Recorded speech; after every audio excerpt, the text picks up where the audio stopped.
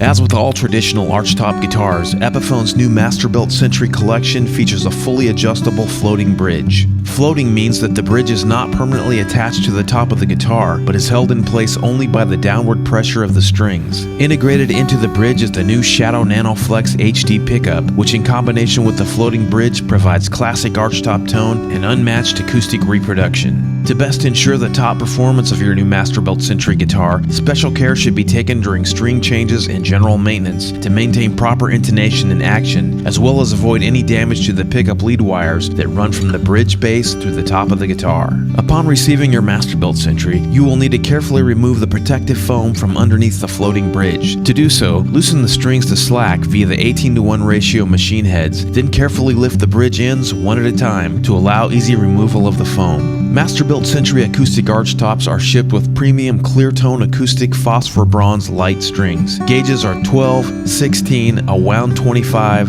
33, 43, and 53. Although not mandatory, we recommend that when new strings are needed, you replace them with the same brand and gauges. And while the guitars are shipped with the bridge in the proper location, you should check intonation after removing the protective foam sheet. Additionally, should you decide to change string gauges, an intonation adjustment may be necessary. The action on your Masterbilt Century is adjustable via the thumb screws located on each side of the floating bridge. Adjust each side of the floating bridge up or down to your preference and to accommodate your playing style. Once the action is set to your liking, check intonation. The saddles on your Masterbilt Century bridge are compensated to provide the best intonation, but since the bridge is floating, it must be positioned correctly. This is achieved by sliding the bridge to the appropriate location. To check intonation, first make sure the open strings are tuned to proper pitch. Next, check the fretted 12th fret notes of the outside E strings with your tuner. If the fretted note is lower than the open note, the string is too long. If the fretted note is higher pitched than the open note, then the string is too short. Very carefully, slide the bridge slightly into position so the fretted 12th fret pitch matches that of the open strings. Use extreme caution when moving the bridge. Damage to the pickup lead wires could result if the bridge is moved too far in either direction. Once you've established your preferred setup and string gauge, we recommend changing strings one at a time to avoid damage to the pickup lead wires and to maintain intonation. Should you be required to remove all strings for fingerboard maintenance,